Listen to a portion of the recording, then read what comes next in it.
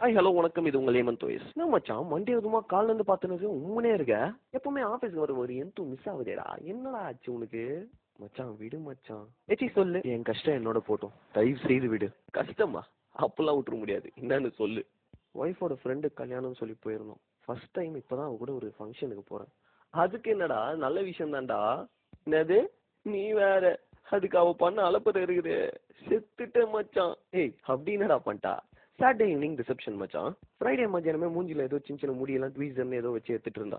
நாளைக்கு தானம்மா கல்யாணம், நாளைக்கு கிளம்பிக்கலாமே, இப்போ என்ன பண்ணிருக்கேன்னு கேட்டேன். நாளைக்கு கல்யாணம், ஆனால் இப்போத்துலேருந்து ரெடி ஆனால் தான் கரெக்டாக இருக்கும்னு சொன்னான்.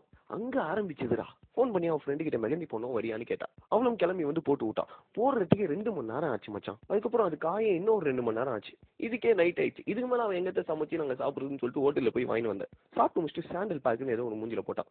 நைட்டு ஃபுல்லாக உரிச்சுனா ஃபேஸ் பிரைட் ஆயிடுமா. சரி இவ்வளோதான் நானும் நினச்சேன். அடுத்த நாள் ஏந்து ஆரம்பிச்சா பாரு, ஃபேஷியல் ஸ்க்ரப்னு ஒன்று பண்ணா. மூஞ்சில இருக்க டர்ட்லாம் எடுத்துருமா. அது என்ன சலூனுக்கு கூட்டு போறீங்களான்னு கேட்டா. நானும் கூட போனேன். அங்கே போனோடனே கோல்டன் ஃபேஷியல் பேக்னு ஒன்று போட்டாங்க. அது காஞ்சி அதை ரிமூவ் பண்ணுறதுக்கு 2 மணி நேரம் கிட்ட ஆச்சு. அடுத்து முடி ஸ்ட்ரைட்னிங், கையில் காலில் வேக்சிங். பில்லில் பெடிக்யூர்னு போட்டு 500 ரூபாய் அதுக்கு போட்டிருந்தாங்க. அது என்னன்னு கட்சி வரைக்கும் எனக்கு தெரியவே இல்லை. அதில் 9 மணிக்கு உள்ள போனது, 12:45 வெளில வந்தோம். வீட்டுக்கு வந்தோடனே அவசர அவசரமா பேக் பண்ண ஆரம்பிச்சா. 3 சாரி 2 சல்வார் எடுத்து வச்சா. ஏமா நாளைக்கு ஒரு நாளைக்கு தானம்மா, அதுக்கு ஏமா இவ்வளோ எடுத்து வைக்கிறேன்னு கேட்டேன். மச்சான் நம்ம பசங்களை பொறுத்த வரைக்கும் எல்லாரும் ஒரே கலர் செட் போடலான்னு பேசி வருவாங்க மச்சான்.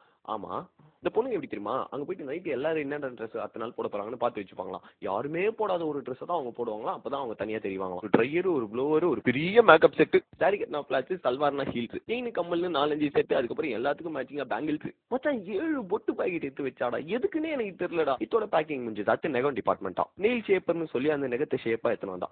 அதுக்கப்புறம் அதுக்கு மேல நெயில் பாலிஷ் ஒன்று பார்த்தா. பசங்களுக்கு தெரிஞ்சது இவ்வளவு தான். அதுக்கப்புறம் நெயில் ஆர்ட் பிளேட்னு சொல்லி அதை வச்சு அதுக்கு மேல டைகிராம்லாம் ஏதோ வரைஞ்சா. இது எல்லாமே ஷைனிங்கா தெரியணுமா, நெயில் ஷைனர்னு சொல்லி அது ஒன்று அதுக்கு மேல ஒரு லேயரை போட்டா. அப்புறம் மேக்கப் பண்ண ஆரம்பிச்சா மாதிரி மச்சான். ஃபவுண்டேஷன் சொல்லி ஒன்று போட்டா. அது மூஞ்சில இருக்க சின்ன சின்ன ஓட்டெல்லாம் அடிச்சிருமா. அதுக்கப்புறம் ஏசியால இருந்தா பிளஷ்ஷா, நான் ஏசியாலாம் மாய்ஸ்சரைசரா. அதுக்கப்புறம் கன்சீலர்னு ஒன்று போட்டா. அது என்னன்னே எனக்கு தெரியல. அப்புறம் டச் அப் கியூட்டிப்னு ஒன்று எடுத்து அப்படியே கண்ணத்துல போட்டு இருந்தா. அடுத்து கண்ணு டிபார்ட்மெண்ட். மை போடுவாங்கன்னு தானே மச்சான் நம்மளுக்கு எல்லாம் தெரியும்.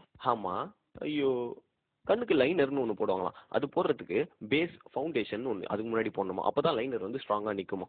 அதுக்கப்புறம் மஸ்காரான்னு ஒன்று போட்டா. அதுக்கப்புறம் ஐலாஷ் கர்ல்னு சொல்லி ஏதோ ஒன்று சுற்றினே இருந்தா கண்ணு மேலே. அதுக்கப்புறம் கண்ணு சுற்றி ஷேடோ போடணுமா. அதுக்கு ஒரு பேஸ் போட்டால் தான் ஷேடோ வந்து ஸ்ட்ராங்காக நிற்குமா. அதனால அந்த பேஸை போட்டு அதுக்கு மேலே அந்த ஷேடோவை போட்டு. அடுத்து வாயில் லிப்ஸ்டிக் வந்து தெளிவாக நிற்கணும்னா லிப்ஸ்டிக் பேஸ்னு ஒன்று போட்டா.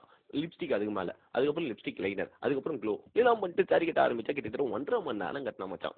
வச்சுன்னு இருக்க ஒரு 12 வாட்ச் எடுத்து போட்டு எல்லாத்தையும் பார்த்துட்டு இருந்தா. கட்சியில் எது மேட்ச் ஆகுதோ ஒன்று போட்டு மீதி 11 எடுத்து பேக்ல வச்சா. ஐயோ ஐயோ மாமே நொந்துட்டு இருக்கிற போலியே. சும்மா அழகா இருக்குது அந்த பொண்ணுன்னு சொல்லி விட்டுருறோம். அதுக்கு பின்னாடி இவ்வளோ இருக்குதா மாமே. சரி அவ அவ்வளோ பண்ணதுக்கு நீ என்னெல்லாம் பண்ண? நான் என்ன பண்ணுவேன், எப்பவும் போலதான் ஒரு ஷர்ட் ஒரு பேண்ட். 10 நாள் கழிக்கு இன்னொரு ஷர்ட், அதே பேண்ட், காலுக்கு ஷூ. என்னோட மொத்த பேக்கிங்கே அந்த ஒரு ஷர்ட் தான் மச்சான். மச்சான் இந்த மாதிரி மாசத்துக்கு ஒரு கல்யாணம் வந்துச்சுன்னா நீ அவள் தான் போலியே. மொத்த சம்பளம் அங்கதான் இறங்கணும் போல. நீ வேற கம்முன்னுறா.